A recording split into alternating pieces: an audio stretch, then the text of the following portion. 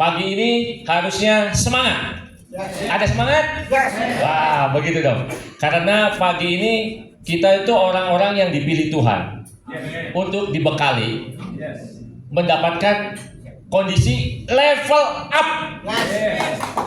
Jadi harusnya semangat sekali karena kita dianugerahi, dipilih untuk naik kelas. Wow, luar biasa ini. Nah, untuk itu mari kita siapkan sesi pertama dari Pak Johan Darmawan. Beliau sebagai National Director Departemen Teaching and Training, dan beliau akan menyampaikan akselerasi dan mengalami visi. Beri sambutannya luar biasa. Selamat pagi Bapak dan Ibu, brother semua. Sungguh bahagia dalam Kristus bisa bertemu dengan para brothers di sini dan merasakan hadirat Tuhan bersama-sama. Ya. Sudah banyak yang baca buku Pak Demos ini, The Vision Intensified? Belum ya? Kalau belum nanti tolong dibaca. Dan buku ini gratis, masih ada stok di kantor nasional Pak. Tinggal diminta saja, diminta dibagikan. Masih ada 3.000 eksemplar. Di buku ini Pak Demos mengatakan bahwa Tuhan berkata kepada Pak Demos bahwa Tuhan akan memilih sekelompok orang yang penuh kuasa Roh Kudus yang akan membuat gerakan kebangunan rohani yang luar biasa yang meledak-ledak di akhir zaman. Dan ini akan menjadi kegerakan terbesar di marketplace. Kalau kita baca Tuhan akan memilih sekelompok orang ini, kira-kira siapa brother sekelompok orang itu yang ada di marketplace? FGB man, be strong in Lord. Kita penuhi nubuatan ini, amin. Sebelumnya saya teruskan, kemarin saya bertemu dengan Pak Yakub. Pak Yakub ada? Administrasi Pak masih di bawah. Oh masih ada. Nah, kalau gitu, kemarin Pak Yakub mengatakan bahwa dia membaca satu buku dari L. Sherman, namanya Kingdom Calling. Di buku itu disebutkan di dunia ini ada organisasi yang berasal, yang terdiri dari orang-orang biasa, tapi luar biasa aktifnya di dunia. Dan itu disebutkan Full Gospel Businessman Fellowship International. Jadi pertanyaannya sekarang, kita katanya sudah menjadi satu pengabar sukacita yang luar biasa, yang besar sekali, berpengaruh di dunia. Dan menurut Pak Demos, Tuhan berpesan ini akan menjadi kegerakan gelombang rohani yang luar biasa, yang besar di akhir zaman. Pertanyaannya, kita siap enggak? Kalau kita mau melakukan itu, kita harus naik kelas. Kita harus menjadi pribadi yang luar biasa. Ini brothers, kenapa pada periode ini disebut periode akselerasi? Kita harus mempercepat nubuatan itu terjadi. Kita mempercepat bahwa FGB MFI itu betul-betul menjadi satu kebangunan rohani yang luar biasa, yang penuh dengan terobosan-terobosan di marketplace. Tidak banyak yang bergerak di marketplace. Marketplace itu tempat kita usaha, tempat kita dagang, tempat kita cari duit, tempat kita kerja. Ini tempat kita. Ya. Nah, karena itu apa yang harus kita lakukan? Karena itu sekali lagi kita harus melakukan program akselerasi ini. Apa itu program akselerasi? Mari kita lihat. Program akselerasi itu adalah, saya ambil ada 4 tahun ya. Saya ambil 2 tahun pertama saja karena ini saling bereratan. Level up tahun ini dan tahun depan team up. Tapi sebenarnya akan terjadi bersama-sama. Ya. Maksudnya adalah situasi sekarang, keadaan kita sekarang harus berubah melalui roda transformasi ini menjadi keadaan yang kita inginkan, yang akhirnya menjadi judul tadi, menjadi pribadi yang luar biasa. Nah, bagaimana keadaan kita sekarang? Keadaan kita sekarang ini masih belum dewasa katanya, istilahnya, karena ini dipinjam dari istilah buku manajemen 7 Habits. Jadi kita ini belum mandiri karena kita belum dewasa. Kalau kita belum dewasa biasanya sangat bergantung kepada orang lain. Kalau anak bergantung kepada mamahnya. Ini keadaan kita. Kita harus di level up ini naik kelas menjadi dewasa. Kalau kita sudah dewasa baru kita bisa mandiri. Baru kita bisa bertanggung jawab terhadap chapter kita, terhadap regional kita. Ini yang dimaksudkan. Tahun kedua nanti, keadaan kalau kita masih merasa saya paling pinter, saya paling jago, saya bisa semua, saya paling banyak duit, semua saya bisa lakukan sendiri, Superman.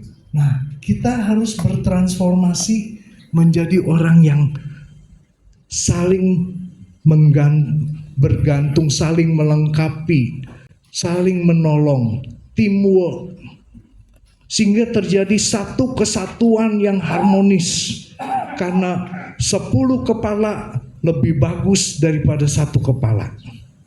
Dengan 10 kepala kita banyak bisa berbuat sesuatu ketimbang 1 kepala. Nah, jadi kondisi saat ini menjadi kondisi yang kita tuju. Apa yang harus kita lakukan dari keadaan ini menjadi keadaan ini? 1, kita harus meningkatkan kemampuan organisasi.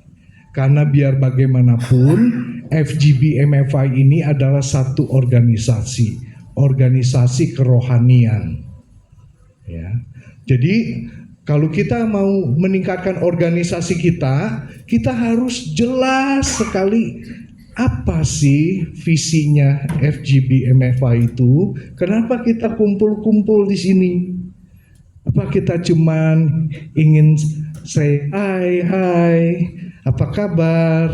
Seneng ya kita ketemu lagi, udah ketemu, selesai pulang. Ada maknanya nggak ketemu selain kita bahagia ketemu dengan teman-teman? Ya. Kita ternyata satu organisasi yang punya tujuan, punya visi. Visi itu adalah pewahyuan yang Tuhan berikan kepada Pak Demos. Pak Demos, Anda orang-orang biasa, Anda bukan pendeta, Anda tapi ada di marketplace. Anda adalah pengusaha. Jangkaulah pengusaha-pengusaha lain di tempat Anda berusaha. Jangan engkau saja yang kenal aku, kira-kira gitu ya. Kalau saya nggak berani bilang kalau saya Tuhan gitu kan.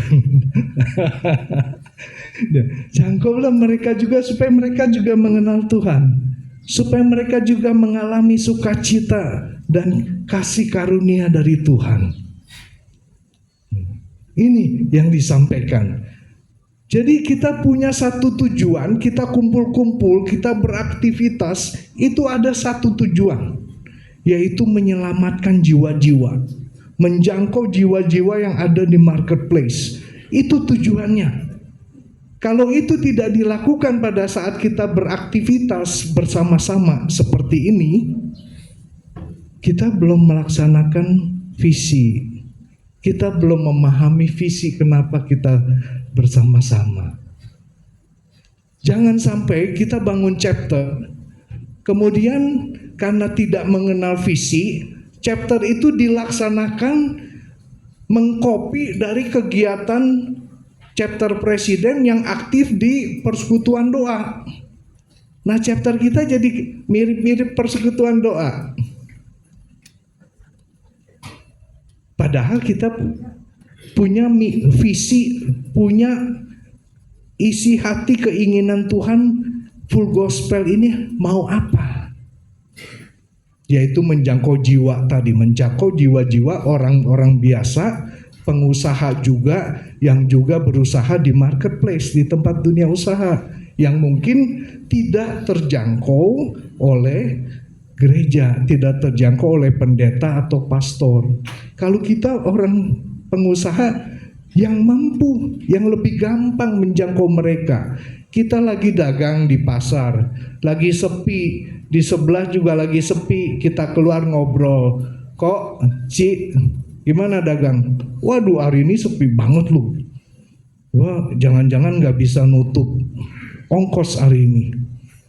Nah sambil nganggur begitu kan ngobrol. Ci, udah kenal Tuhan belum? Jangan takut, biar sepi nanti Tuhan tolong. Nah, baru singkoknya nanya, emangnya Tuhan bisa nolong? Ini kan urusan duit, ya kira-kira gitu ya. Nah, itu kita menjangkau. Kan nggak mungkin pendeta turun ke los-los ke pasar-pasar. Itu visi kita, brothers. Itu adalah yang harus kita lakukan, ya. Nah, jadi kalau kita sudah tahu visinya, siapa yang mau kita jangkau? Kan nggak semua orang yang kita jangkau. Jelas di full gospel itu kita ini orang biasa, orang layman yang adanya di marketplace, tempat dunia usaha, karena kita juga pengusaha, pegawai. Kita ini dagang, pedagang. Itu kita. Jadi yang kita jangkau juga pengusaha, pedagang, pegawai lain. Khusus, jelas. Kita siapa, kita mau ngapain, jelas. Ya.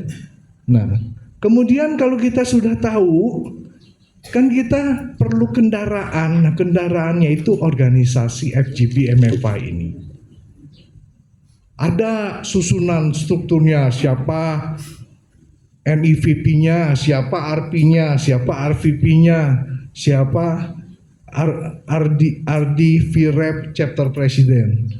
Nah, itu supaya kegerakan kita itu teratur, ada yang mimpin, ada yang ngarahin, ada mentornya. Karena di dalam Amsal 28 dikatakan kalau tidak ada visi, maka liarlah rakyat. Liar, kita jalan sendiri-sendiri. Kita nggak jelas mau ngapain, ya suka-suka aja yang kita pikir itu tepat. Ya. Kalau di bahasa Inggrisnya, when there is no vision, people perish, mati. Ya, kalau tidak ada visi, orang-orang ini mati. Nah, itu brothers, kita mesti tahu. Dan kita punya organisasinya untuk kita bisa bergerak bersama-sama. Nah, karena itu setiap yang Tuhan pilih sudah menjadi NIVP, RP, RVP, chapter presiden, RDD juga, RD, VREP, dan CP harus tahu tugas dan tanggung jawabnya. Fungsinya apa? Supaya kegerakan ini seperti roda bisa menggelinding. Jangan sampai ada informasi atau kegiatan terputus di tengah. Ada missing link. Nah, kalau terputus di tengah, organisasi itu akan menjadi mandul. kita tidak bisa bermultiplikasi. Kita tidak bisa bermultiplikasi, tidak ada regenerasi, tidak ada kaderisasi.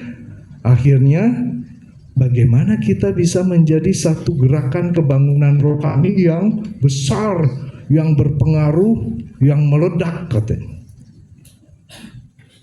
Ayo, makanya periode ini Pak Dali ingin kita lakukan percepatan. Tahun pertama level up, kita tingkatkan dulu kemampuan dari member-member kita secara organisasi. Dan ternyata tidak hanya kemampuan kita berorganisasi yang harus kita naikkan, karakter kita pun harus berubah. Karakter kita harus lebih baik. Saya akan jelaskan nanti. Selain karakter yang baik, pinter organisasi, pinter karakternya udah bagus, itu baru menjadi orang-orang seperti yang bukan orang Kristen pun bisa, orang yang tidak kenal Tuhan pun bisa. Kita ini FGB men, kita ini orang yang dipilih oleh Tuhan. Nggak cukup cuman meningkatkan kemampuan kita, meningkatkan karakter kita. Satu lagi brothers, kita harus bertumbuh dalam iman kepada Kristus. Nah, karena itulah di mana kita bisa mendapatkan pertumbuhan iman.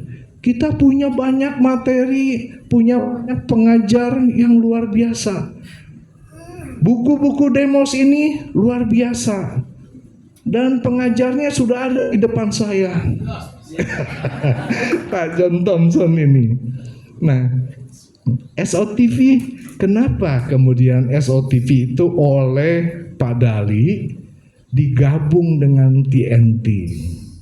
Ini adalah latar belakangnya. Karena kita ingin membentuk FGB Men yang utuh. Menjadi satu pribadi yang utuh, pribadi yang luar biasa. Ya. Nah, jadi SOTV juga FCBH, FCBH itu harus, kenapa kita galakan lagi? Karena untuk menjadi iman kita bertumbuh, kita harus kenal firman Tuhan. Ya, ini kenapa, brothers, kita lakukan percepatan ini.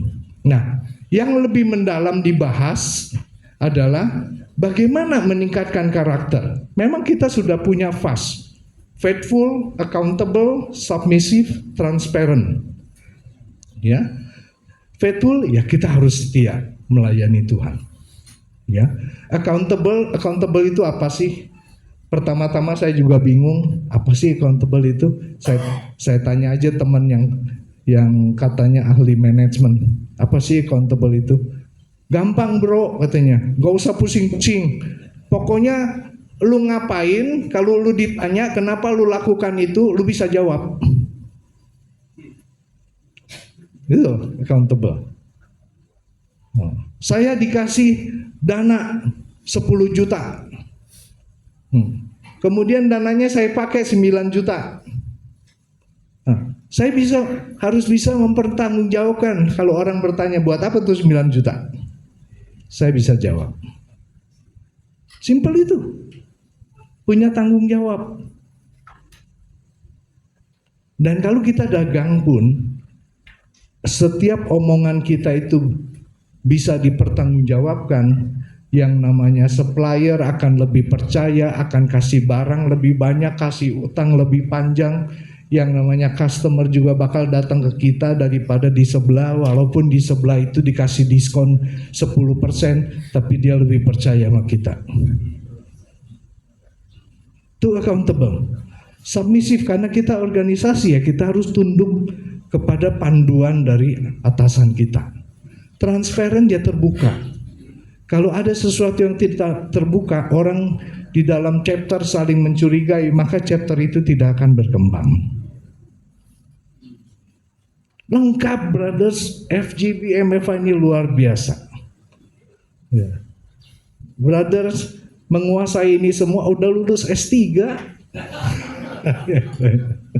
Ya. Nah sekarang Sekarang kita lihat apa sih?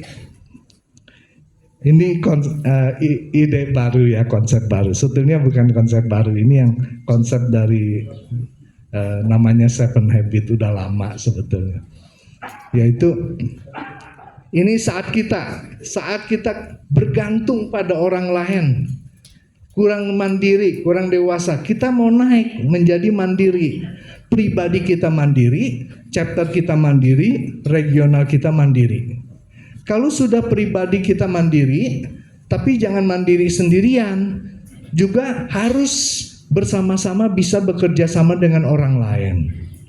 Ini dari sini loncat ke sini, dari sini loncat ke sini, baru pribadi kita ini utuh. Apa yang harus kita lakukan dari kita kurang mandiri, kurang dewasa menjadi mandiri? Apa yang harus kita lakukan?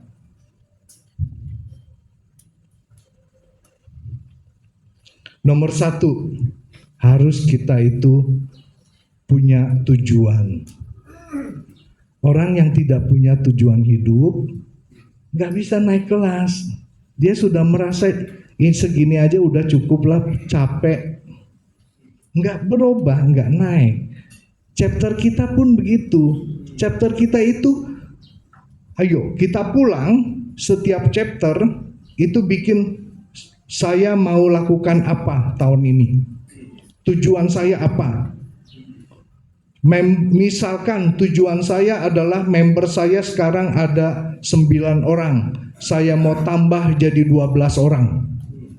Dalam waktu 6 bulan ini. Akhir tahun saya mau dari 12 ke 15. Jadi kegiatannya itu ada yang mau dikejar.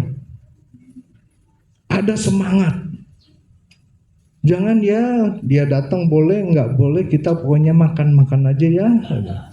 Ya chapternya nggak berkembang, brothers. Harus punya tujuan. Dan punya tujuan saja nggak cukup. Kalau udah saya mau nambah chapter dari 9 orang, akhir tahun 15, nambah 6 orang. Orang tanya caranya gimana Pak?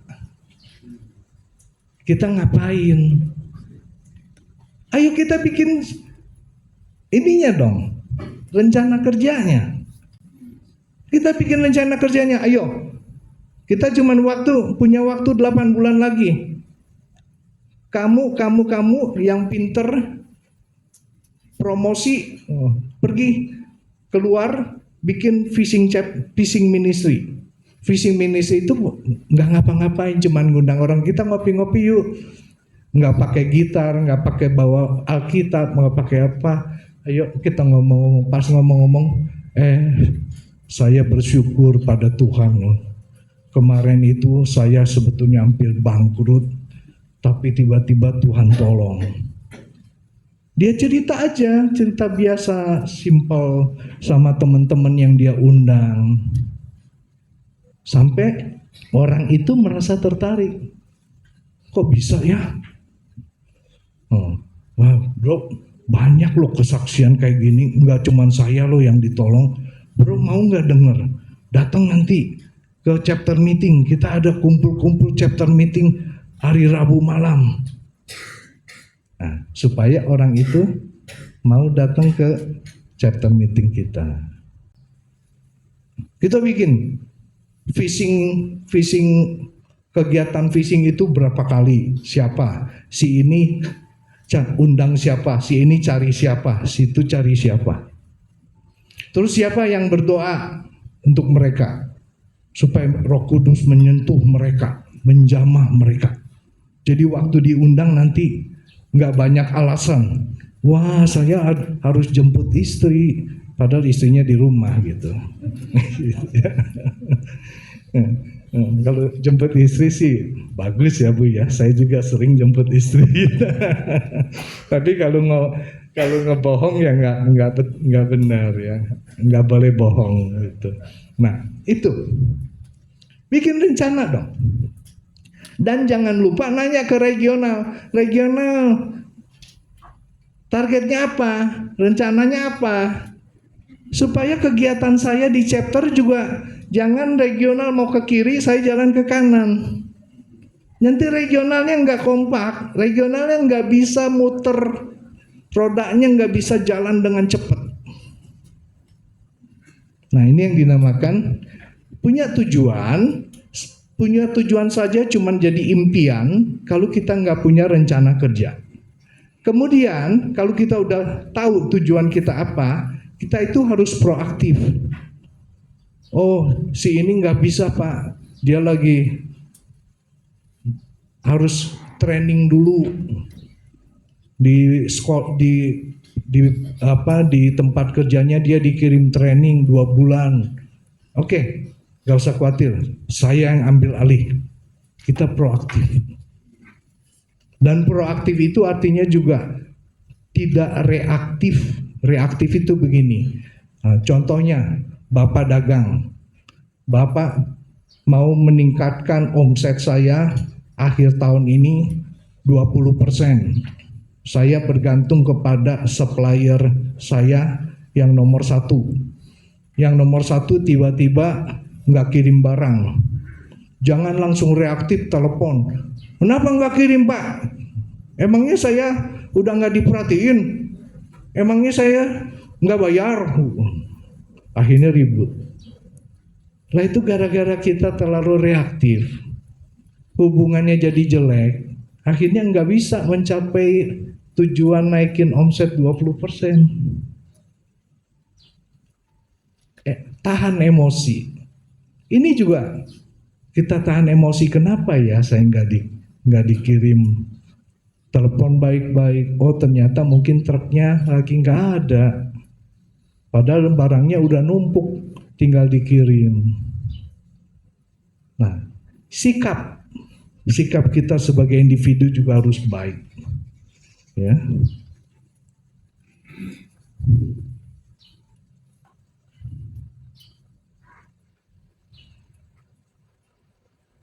Ya. Dan kalau kita punya tujuan, saya punya tujuan. Apa tujuannya? Yang saya mau capai ada 10. Waktunya 8 bulan, mau 10 bagaimana caranya ya? Akhirnya terlalu banyak jadi kacau.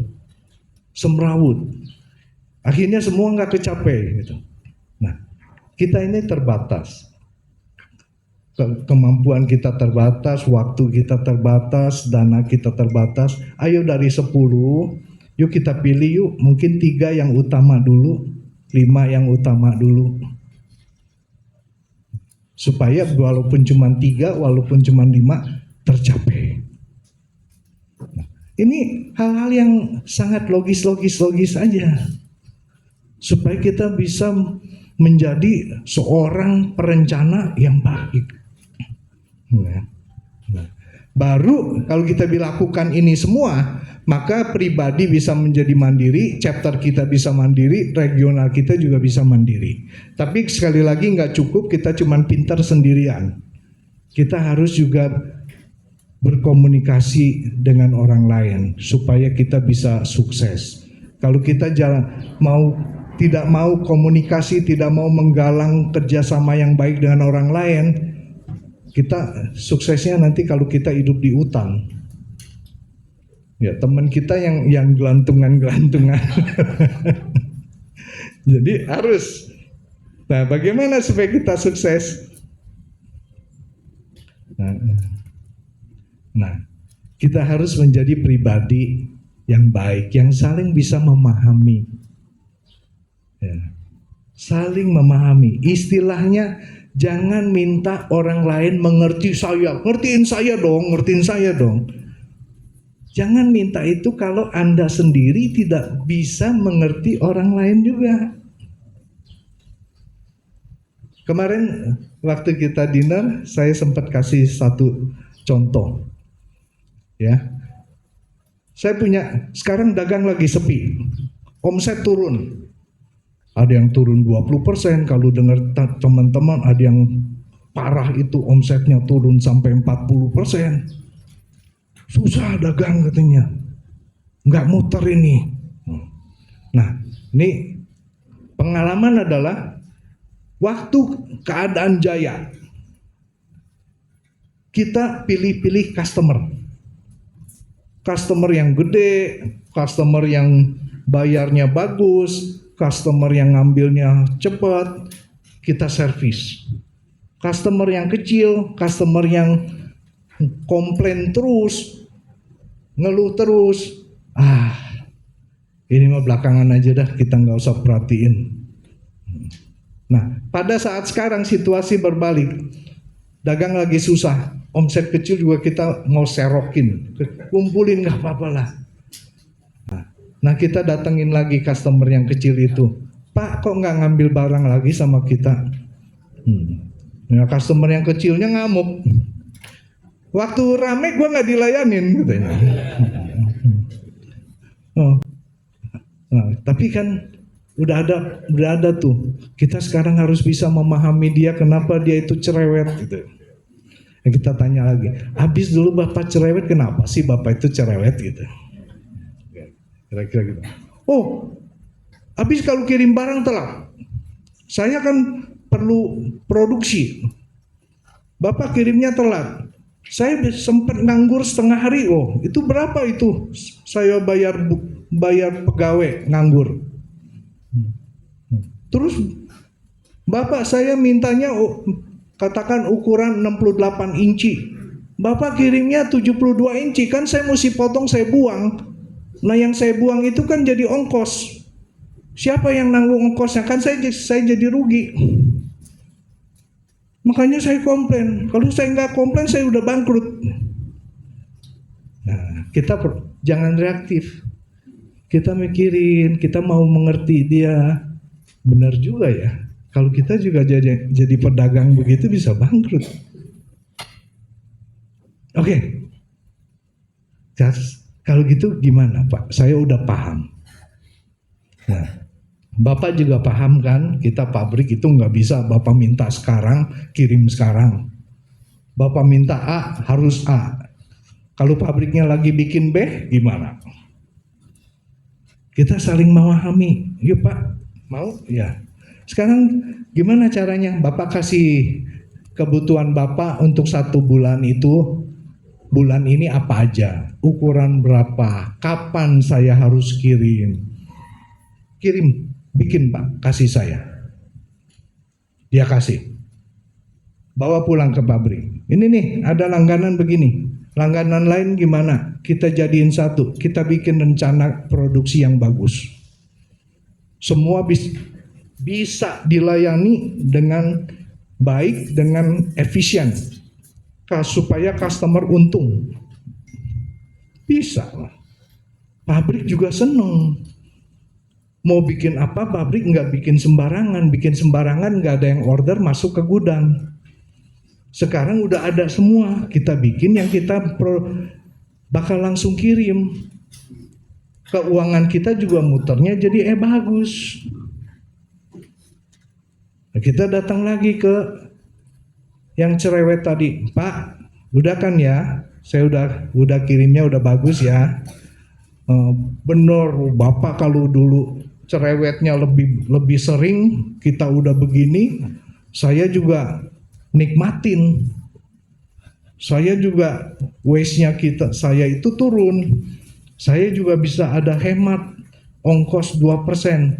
Saya kasih Bapak 1% ya. Nah, Pak, yang cerewet itu Pak menjadi customer yang baik sekali, manis bener.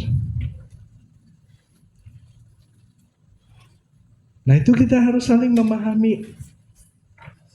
Dan tidak hanya memahami, kita bikin satu solusi yang kita win-win. Dia senang, kita senang, dia untung, kita untung.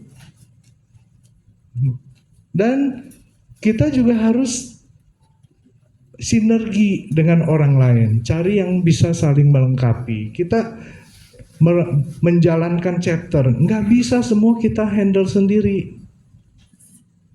Nah, kita pintar, tapi mungkin kita nggak punya banyak waktu. Kita punya waktu, kita punya kemampuan, mungkin dana kita juga kurang. Ada yang nggak punya waktu, tapi punya dana. Yuk kita rame-rame, kita bikin program sama-sama. Semua secara transparan orang ngeliat. Oh, yang punya dana juga siap. Saya tahu, saya kasih dananya dipergunakan dengan baik untuk kemuliaan Tuhan. Kompak, chapternya berkembang, kemudian regionalnya juga berkembang. Nah, ini brothers yang harus kita lakukan, yang kita harus naik kelas. Kemampuan pribadi kita sendiri dan kemampuan kita untuk bisa berhubungan dengan orang luar, ya.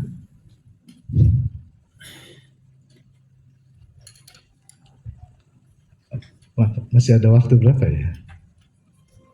Ya, masih ya. Teamwork.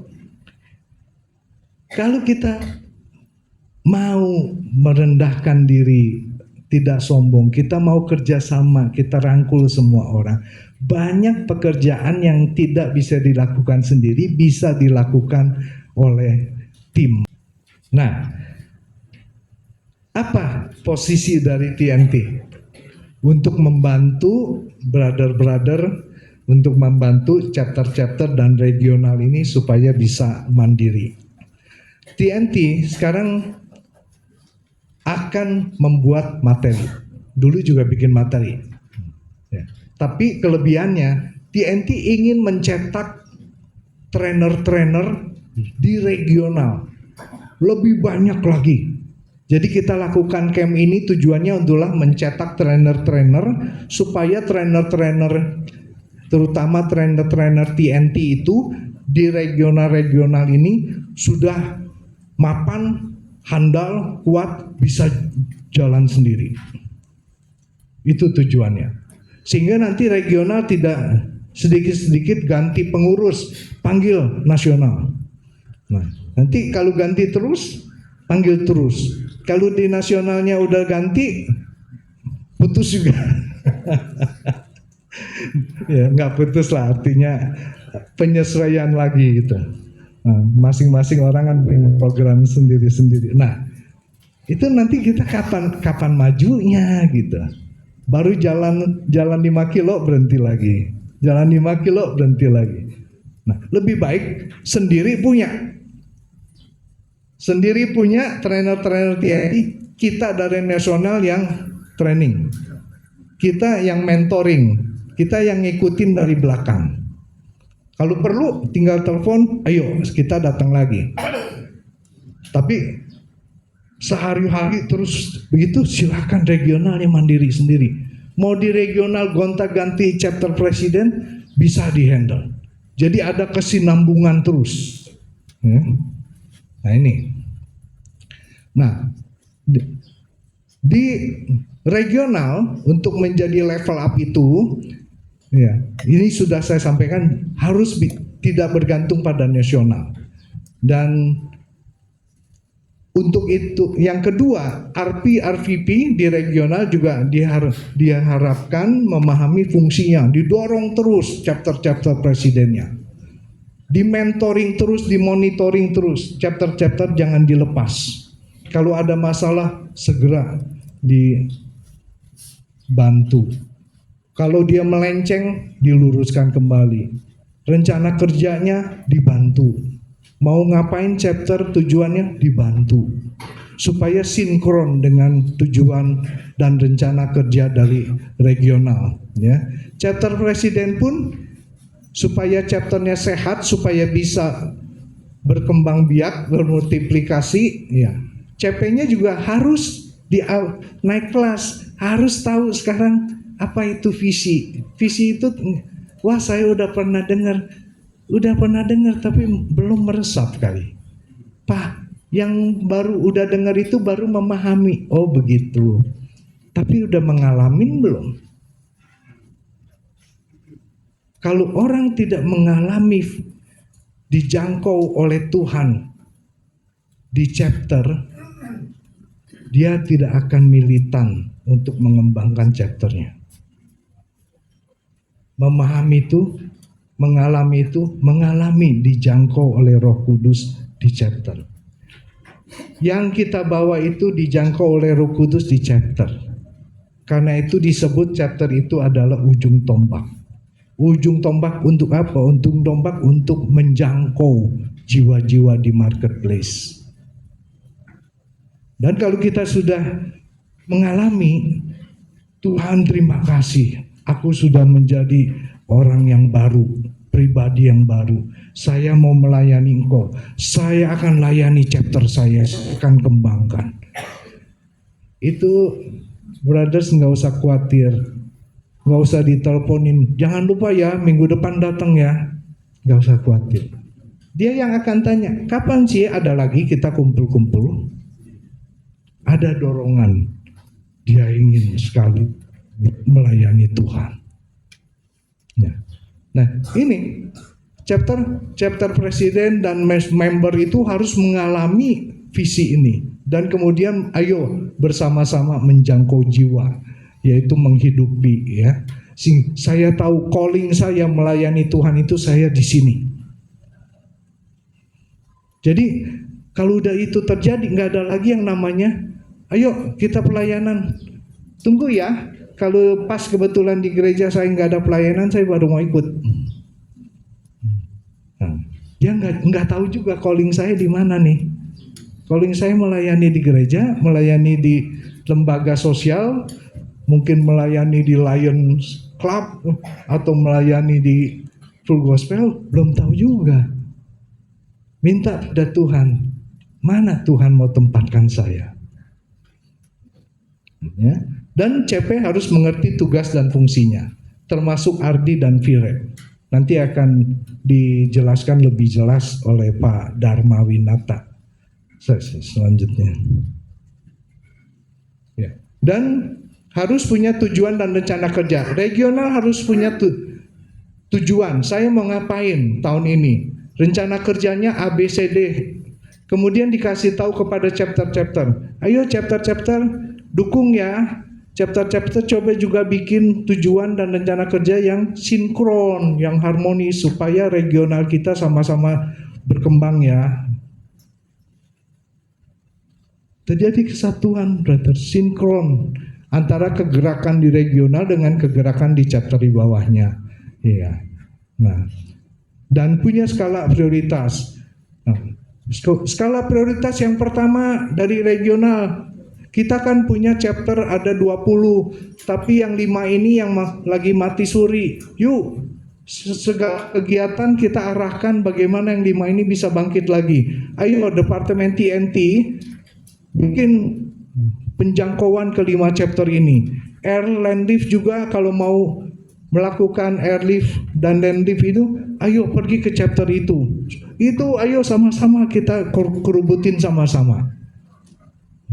Jangan TNT-nya pergi ke chapter mana, airlift land lift-nya pergi ke luar pulau, yang gak sinkron. Nanti hasilnya nggak bisa meledak-ledak, ya.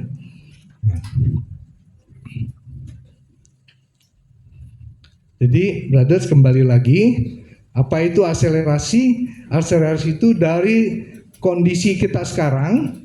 Kondisi sekarang kita nggak jelek kok, jalan terus kok. Oh, kita kumpul-kumpul di Bandung bisa 120 orang kan luar biasa. Tepuk tangan.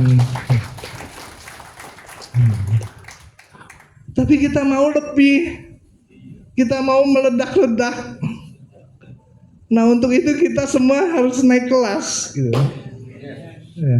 Naik kelas itu kita yang biasanya enggak mandiri.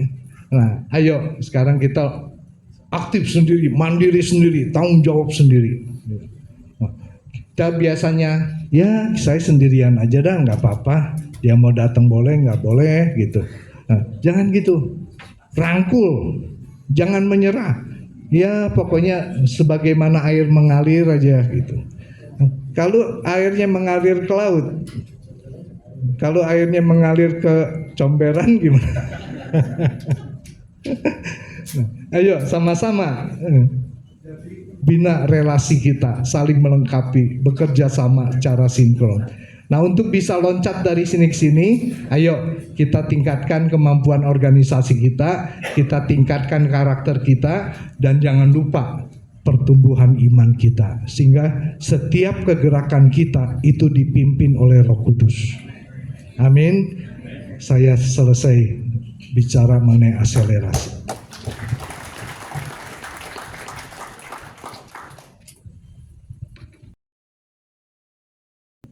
Ya, Pak Johan, terima kasih Pak.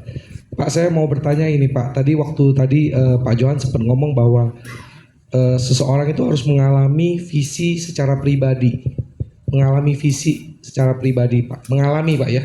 Nah, bagaimana kita bisa mendorong member itu untuk bisa mengalami visi itu Pak? Apakah itu memang hanya kuasa Tuhan atau dari kita bisa melakukan sesuatu untuk mendorong visi itu Pak? Mendorong orang tersebut mengalami, maksudnya itu. Terima kasih Pak. Ya, makasih bro pertanyaannya. Orang yang mengalami visi, orang yang disentuh oleh Roh Kudus yang membantu melewat, orang ini bisa melepaskan dosa-dosa, melepaskan belenggu-belenggunya, dan memiliki kehidupan yang bebas. Ya. Nanti ada di slide saya selanjutnya, pada saat Roh Kudus berada di dalam tubuh kita, Roh itu akan memerdekakan kita. Kita punya sukacita yang baru, kita punya pengharapan yang baru, kita punya penghiburan yang datang dari atas. Dan dia merasa luar biasa. Nah, hidup dalam satu dinamakan dalam fullness, kepenuhan dalam hidupnya itu. Nah, baru dia akan merasa, Tuhan kau sudah begitu baik, saya juga ingin melayani engkau. Engkau mengasihi aku juga ingin mengasihi engkau. Nah, di situ akan melayani Tuhan. Kalau dia member kita, maka dia akan melayani di FGB MFI itu dengan luar biasa. Nah, pertanyaannya yang kedua ini, apakah itu hanya datang dari Roh Kudus? Apakah kita bisa lakukan sesuatu? Nah, saya bacakan satu ayat ya, dari 1 Petrus 2 ayat 9. Tetap kamulah bangsa yang terpilih. Kita ini bangsa terpilih enggak? Ya.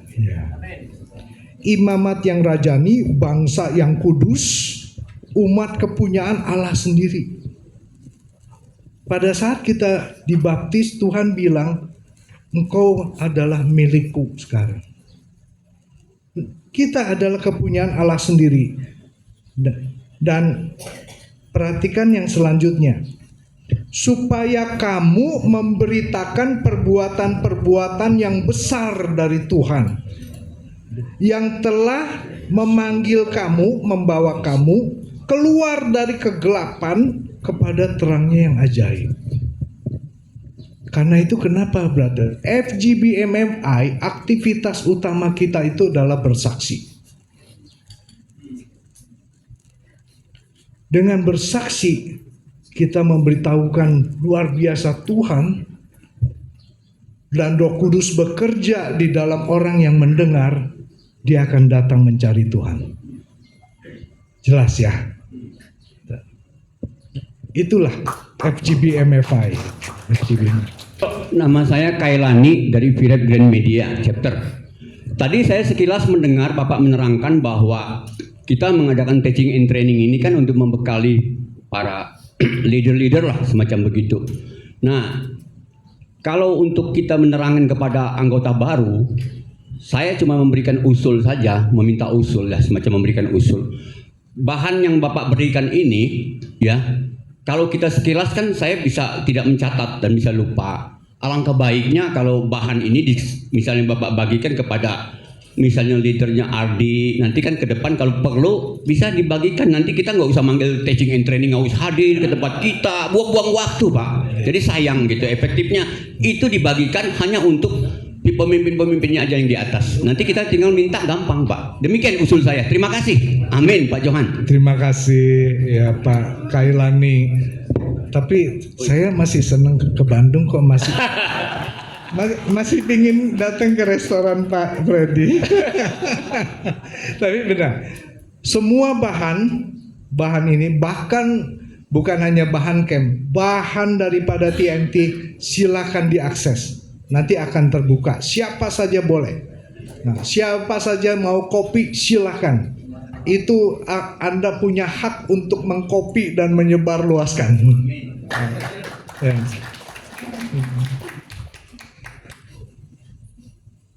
Saya menambahkan daripada apa yang Pak Johan jelaskan.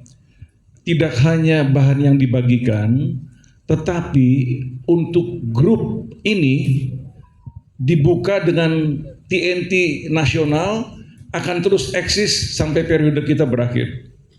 Artinya apa? Kalau ada yang nggak jelas, boleh bertanya di WhatsApp group. Mudah-mudahan HP-nya Bapak nggak lelet aja. Kalau kita buka, kita udah lakukan dengan Jakarta.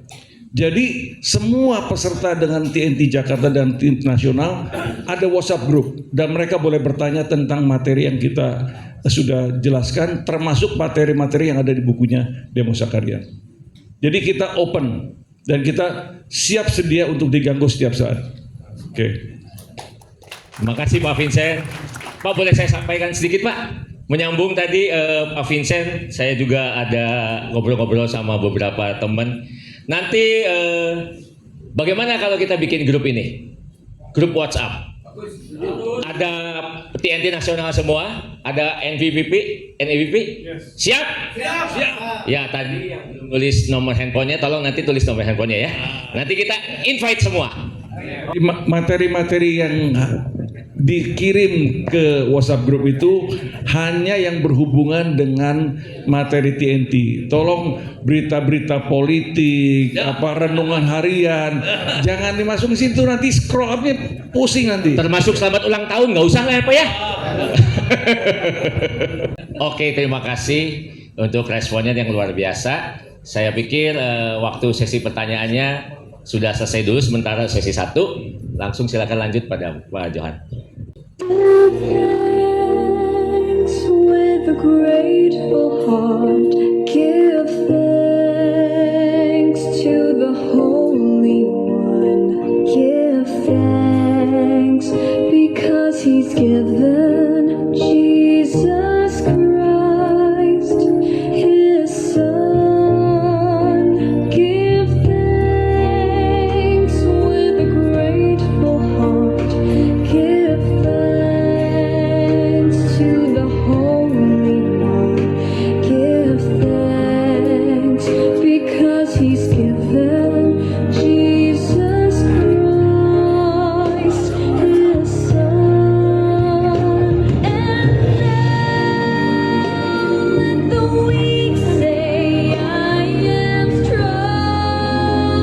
Let the poor say, I am rich, because of what the Lord has done for us. And now let the weak say, I am strong.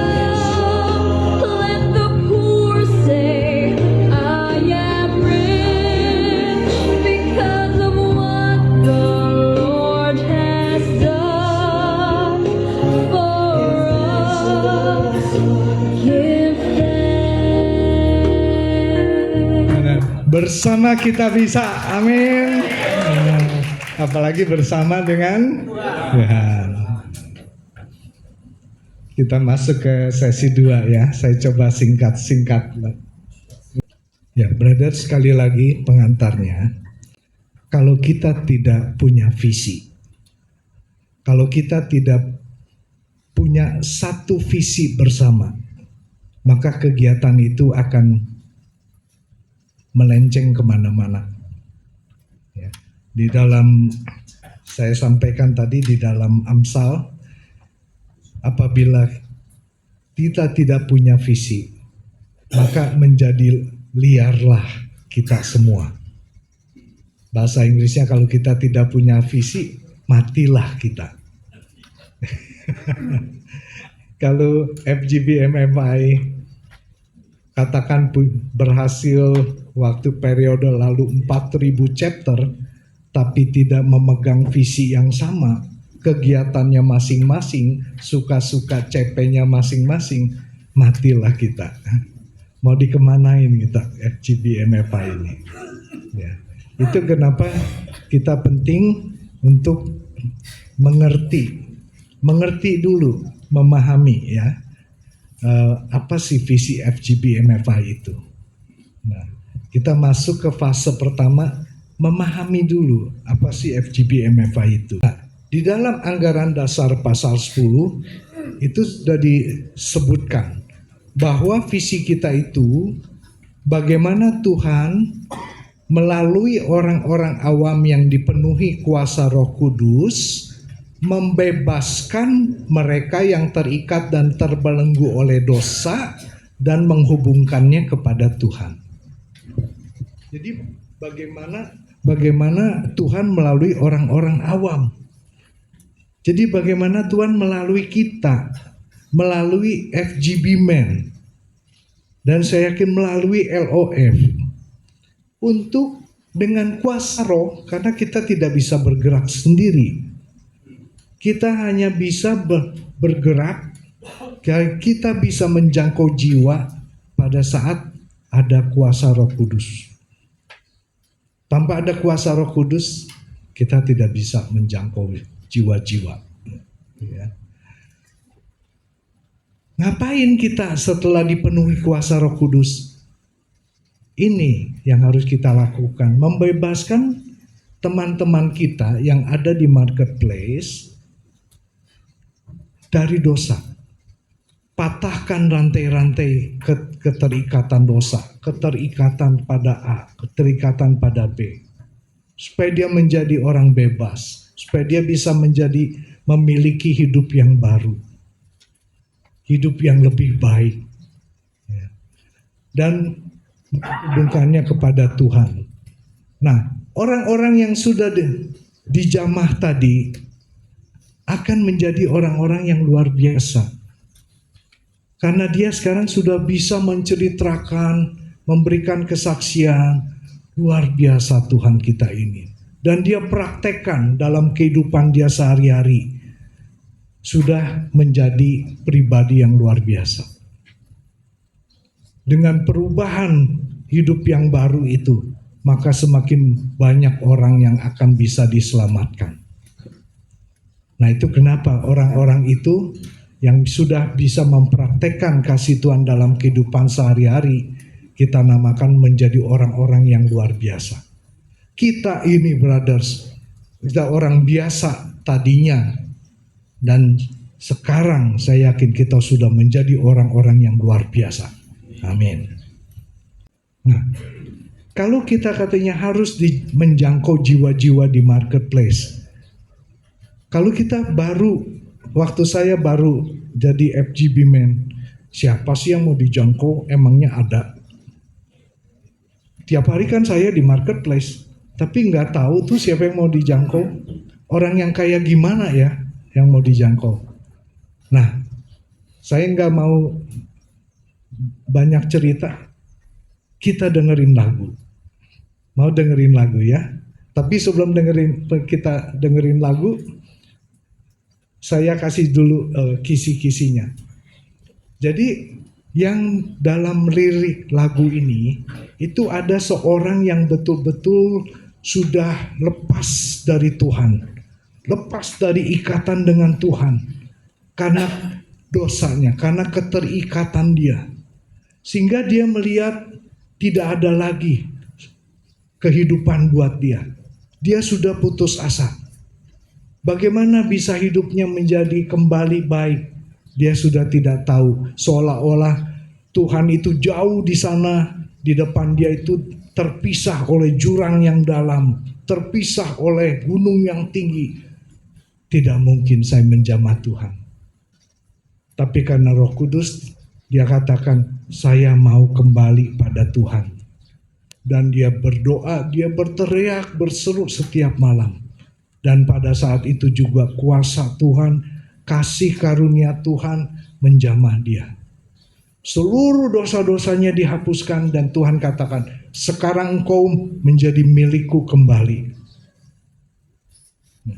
Dan pada saat itu segala macam kekuatan kematian itu akan lepas dari engkau. Itu di saat Tuhan menjamah dia. Dan setelah Tuhan menjamah dia, dia katakan, sekarang saya tidak lagi pernah berputus asa. Karena apa? Karena saya punya Tuhan. Tuhan adalah harapan hidupku. Setiap kali saya memiliki masalah, saya tahu Tuhan adalah harapanku. Luar biasa lagu ini, brothers. How great the chasm that lay between us. How high the mountain I could not climb. In desperation, I turned to heaven and spoke your name into the night. Then through the darkness, your loving kindness tore through the shadows of my soul. The work is finished, the end is written. Jesus Christ, my living hope. Who could imagine so great a mercy? What heart could fathom such boundless grace? The God of ages stepped down from glory to wear my sin and bear my shame. The cross has spoken, I am forgiven. The King of Kings calls me his own. Beautiful Savior, I'm yours forever. Jesus Christ, my living hope. Hallelujah, praise the one who set me free. Hallelujah, death has lost its grip on me. You have broken every chain. There's salvation in your name. Jesus Christ, my living hope.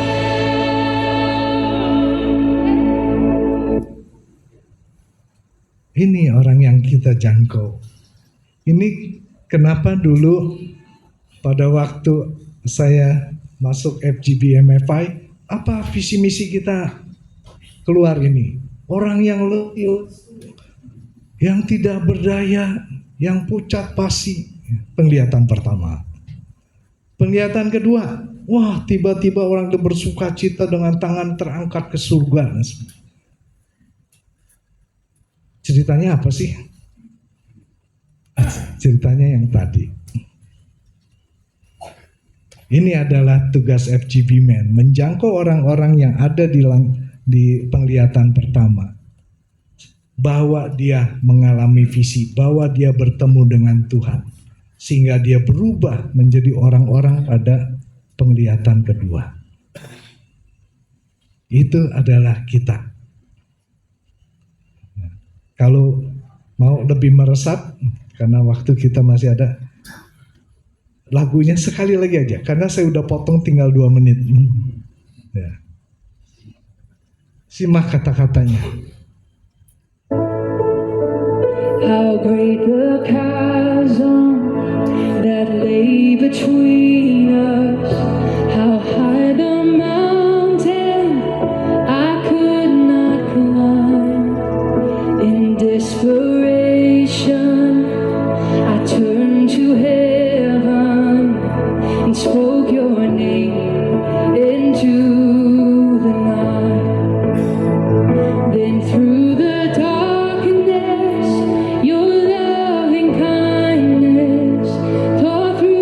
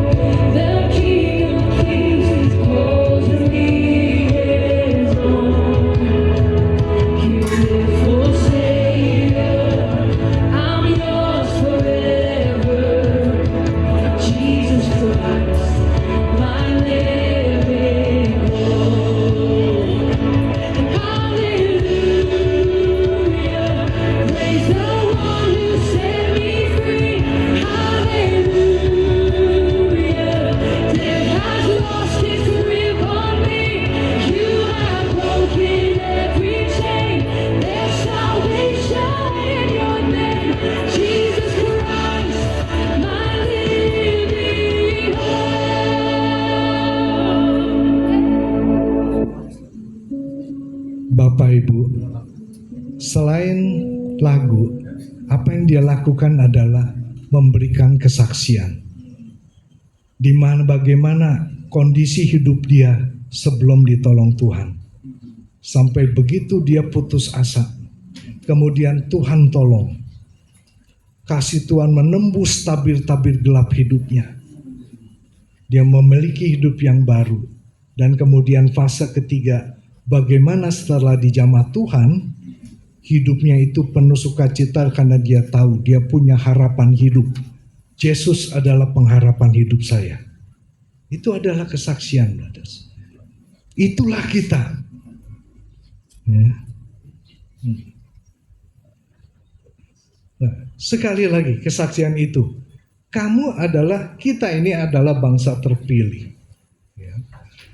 Dan kalau kita menjadi bangsa yang terpilih, yang kudus, kepunyaan Allah sendiri, tadi dikatakan juga oleh dalam nyanyian itu, Raja sudah mengatakan saya kembali menjadi milik Dia. Kita ini adalah sudah menjadi milik Tuhan. Maka apa yang harus kita lakukan? Memberitakan perbuatan besar dari Tuhan yang telah membawa kita keluar dari kegelapan ke arah terangnya yang ajaib.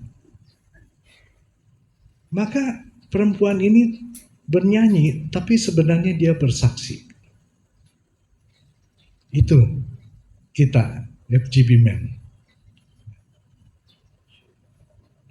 Dan cara dia bersaksi melalui lagu pun mengikuti kaidah-kaidah FGB MFI.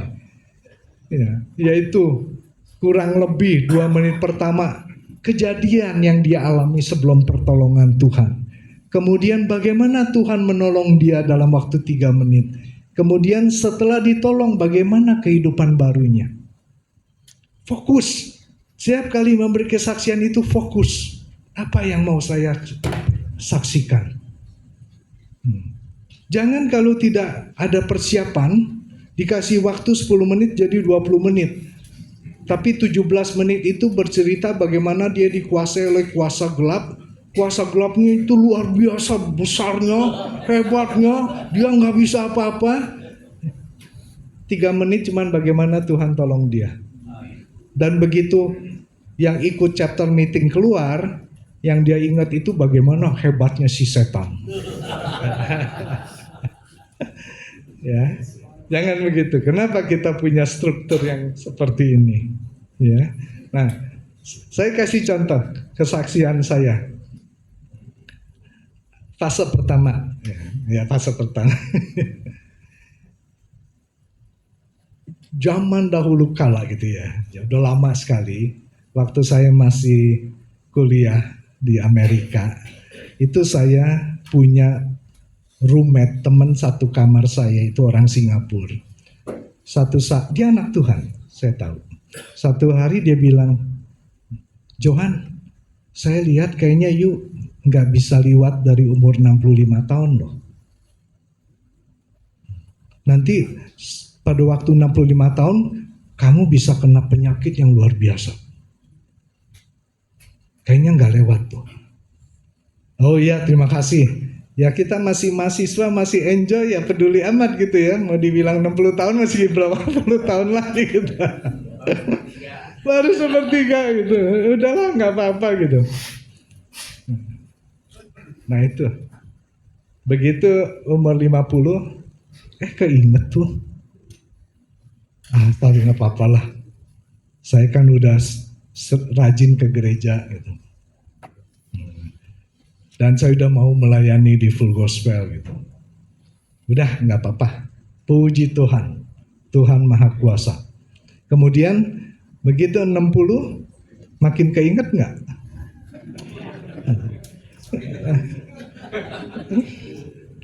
61, 62, 63, 64.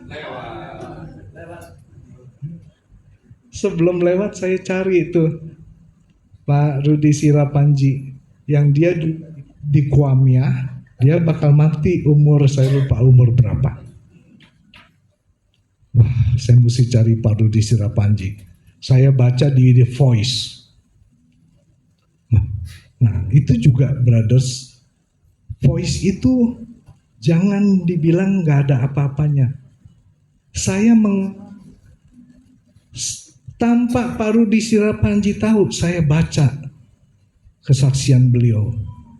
Loh kok itu kehidupan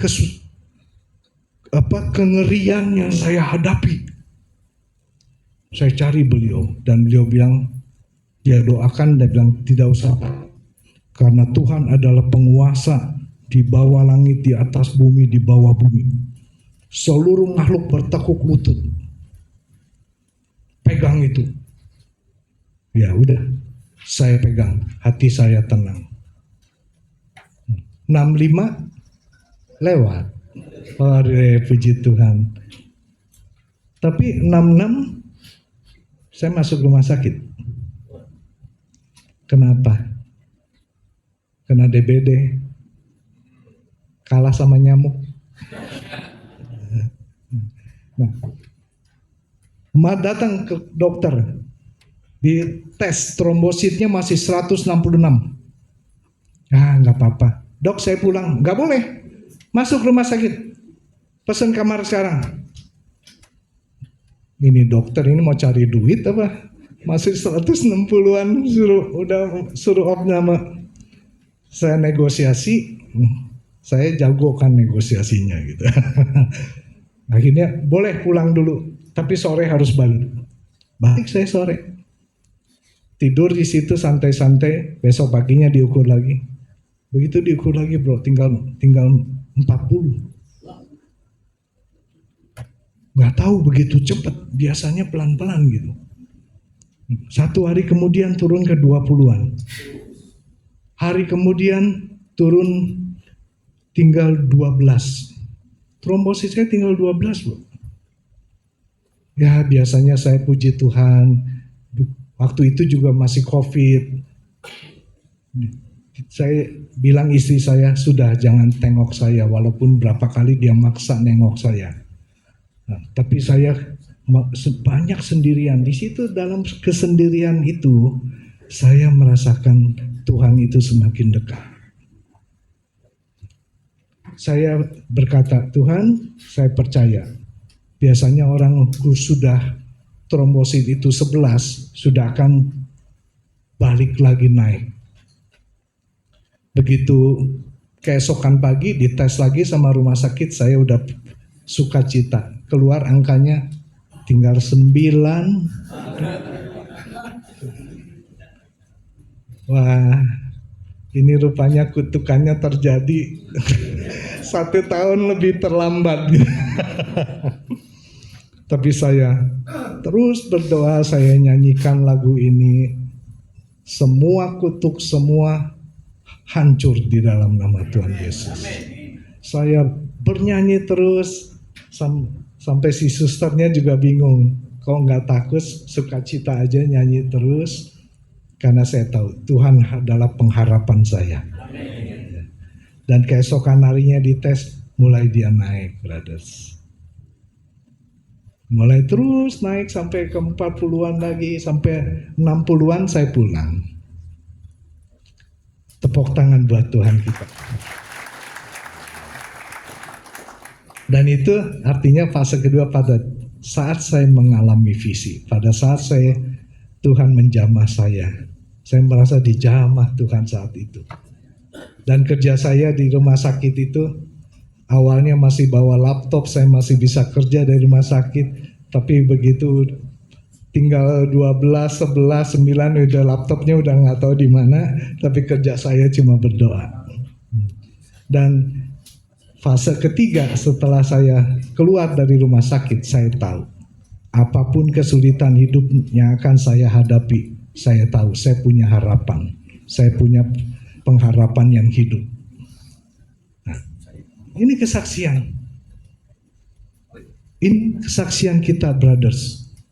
Kesaksian yang sangat terstruktur dengan baik ya. Topiknya pun topik yang harus kita sampaikan, topik-topik yang bagaimana Tuhan menyelamatkan kita seperti ini, ya. Dan banyak kesalahan dalam kita bersaksi, ya. Jangan mau bersaksi itu dengan tujuan ingin memegahkan diri. Karena pada saat kita bersaksi untuk memegahkan diri, kita tidak punya kuasa Roh Kudus. Ya. Tidak jelas lagi yang disaksikan. Cerita masa lalu terlalu panjang sehingga nggak jelas, nggak fokus. Sudah klimaks, udah selesai nih. Saya udah bilang saya akhirnya pulang ke rumah. Saya punya pengharapan hidup yang baru kepada Tuhan. Bentar. Setelah itu saya cerita yang lain. Jadi orang pulang bingung sebetulnya apa sih yang mau disampaikan. Satu topik, nggak usah 2-3 topik jadi satu. Kemudian memberikan kesaksiannya pindah-pindah dari satu topik ke topik lain, topik 2 ke yang dengerin jadi kesasar. Nah ini, ya, karena kenapa ini harus kita pelajari? Pelajarilah di dalam member meeting. Nah, kenapa kita harus pelajari? Karena kesaksian adalah andalan utama dari FGB Men. Nah ini nanti Pak Andreas ya, tolong ya, disinggung. Nah,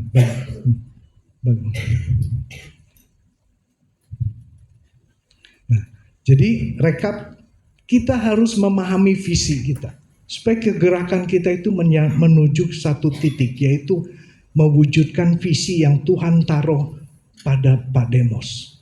Ya. Jelas sekali visi kita itu spesifik. Siapa kita? Kita ini adalah pengusaha. Kita hidup di marketplace. Kita dagang, kita hidup di tempat kita dagang. Kita kerja, kita hidup di tempat kita bekerja. Kita tahu, kita ini orang biasa. Kita bukan pendeta. Kita tidak mendalami teologi. Tapi kita mau melayani Tuhan. Kita mau mengabarkan kabar sukacita.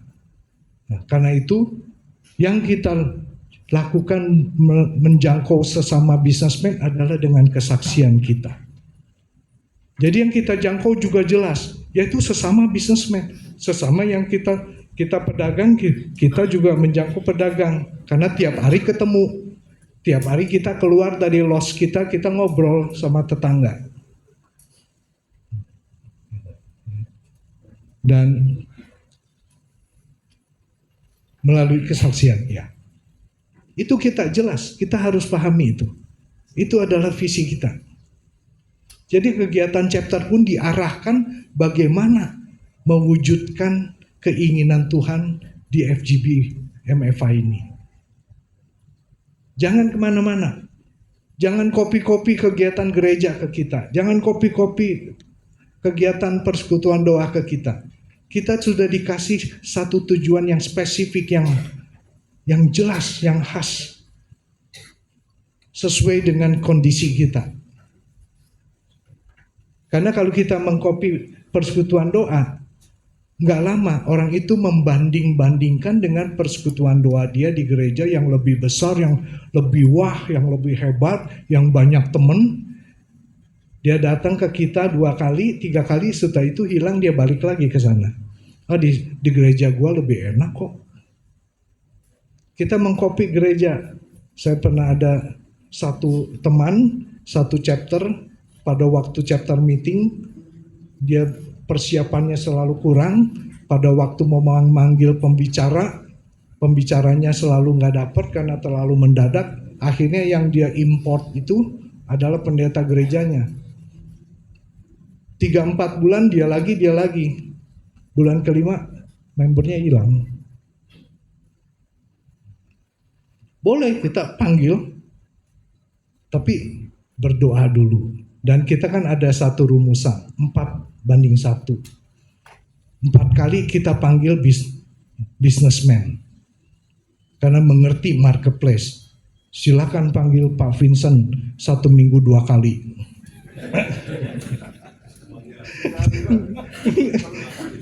7 kali. Nah, panggil kok Ayung 7 kali sebulan. Panggil Pak Freddy. Kan satu kali katanya boleh panggil pendeta, boleh panggil romo. Ya nggak harus 4-1, mau 3-2 apa silahkan. Tapi kita ingat bahwa kita ini orang biasa yang menjangkau orang-orang biasa. Andalan kita adalah kesaksian. Nah itu kita paham dulu, itu visi kita. Tuhan ingin kita menjangkau jiwa-jiwa. Di mana? Di marketplace. Siapa yang dijangkau? Jelas. Dengan apa kita jangkaunya? Tahu. Kalau kita sudah jelas visinya, pertanyaannya tidak usah dijawab ya, brothers. Kita sendiri sudah mengalami visi belum? Mengalami visi itu pertanyaannya yang gampang, ini kok susah pertanyaan. Kita sendiri sudah dijamah oleh Tuhan belum? Kita sendiri sudah mengalami kasih Tuhan atau belum? Sehingga kita sendiri sudah bisa mendemonstrasikan kasih Tuhan dalam kehidupan kita sehari-hari belum? Kita sudah timbul keinginan untuk melayani Tuhan. Dan FGB MFA ini adalah calling saya. Kita dengerin lagu lagi. Tapi pada waktu dengerin lagu, silakan mau pejamkan mata, rasakan apakah Roh Kudus hadir di dalam hati kita.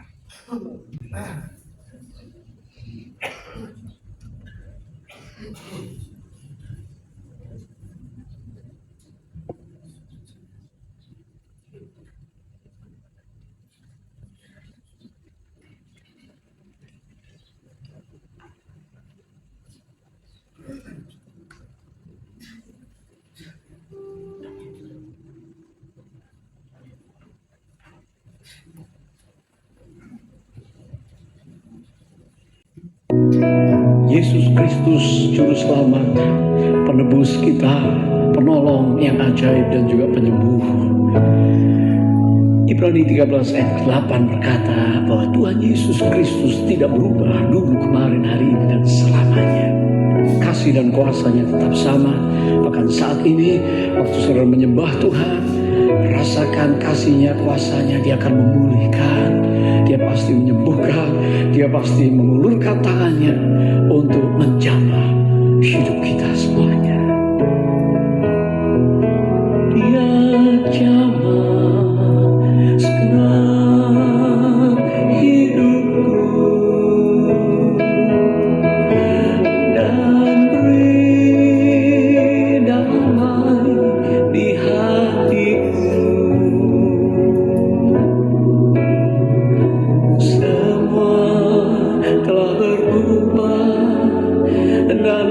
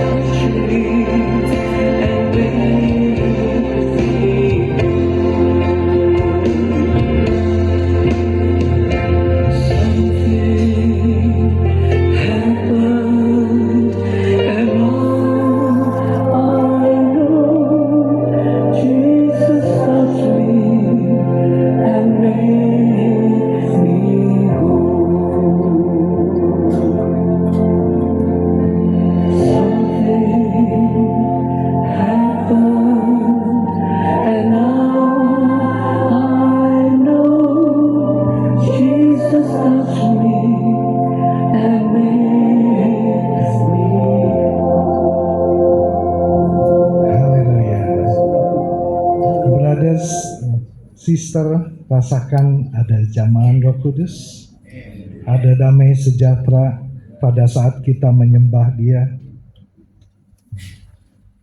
Kita juga mau bawa teman-teman datang untuk bisa dijamah oleh Tuhan. Kita lakukan di chapter meeting, undang mereka datang. Karena pada saat kita terbebas dari belenggu,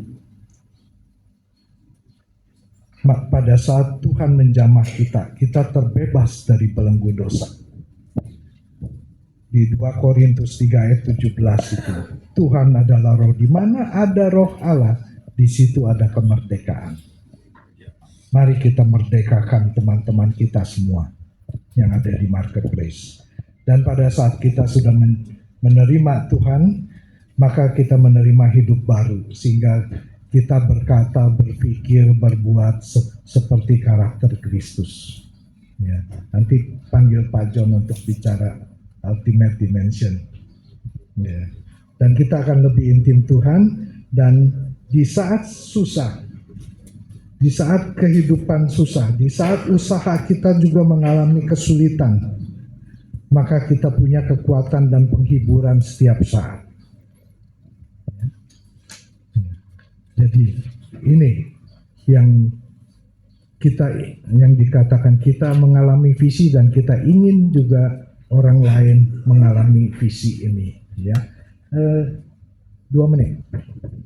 Nah, kalau kita sudah mengalami sendiri jamahan Tuhan,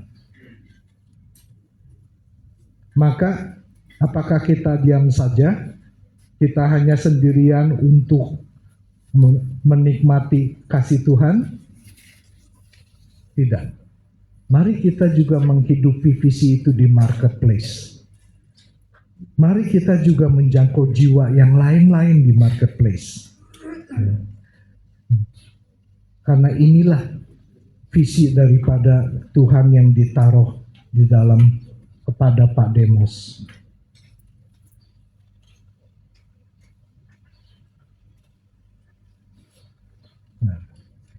Dan dalam buku The Vision Intensified, Tuhan sudah berkata kepada Demos, semua sudah diberikan Tuhan kepada Pak Demos. Ya. Jadi tidak ada lagi yang Tuhan berikan kepada Pak Demos. Pergi dan laksanakan penjangkauan jiwa-jiwa itu, dan tidak perlu takut. Karena pada saat kita menerima kuasa, kalau kita akan menerima kuasa, kalau Roh Kudus turun ke atas kita, dan kita akan menjadi saksi Tuhan di Yerusalem dan seluruh Yudea, Samaria, dan sampai ke ujung bumi. Dan dalam buku Demos halaman 48 juga dikatakan, The Vision Intensified, Roh Kudus akan turun atas kita dan kuasa dari tempat yang maha tinggi, yang akan menghancurkan semua tembok, mematahkan semua rantai-rantai, dan memenuhi setiap kebutuhan. Jadi sudah nggak ada yang perlu ditunggu lagi, jalan saja, go and do it. Kalau saya pergi ke gereja Katolik, kalau selesai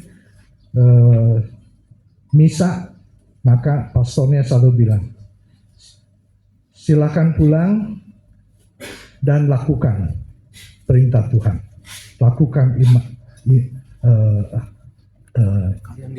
yang engkau diutus. Pulang, engkau diutus. Ayo brothers, memang itu kehendak Tuhan. Ya. Dan sekali lagi, kalau kita sudah memahami visi, kita sendiri mengalami, dan kita ingin orang lain juga mengalami, dan kita jelas apa yang mau kita lakukan, kegiatan kita di chapter itu menjangkau jiwa, semua mengarah kepada visi, maka seluruh kegerakan kita, kegerakan rohani itu, seberapa besarnya pun akan teratur, terarah kepada satu titik, yaitu titik visi kita. sehingga kita ini menjadi satu kegerakan yang luar biasa dan jelas, tidak melenceng ke kiri, tidak melenceng ke kanan. Terima kasih, brothers. Puji Tuhan.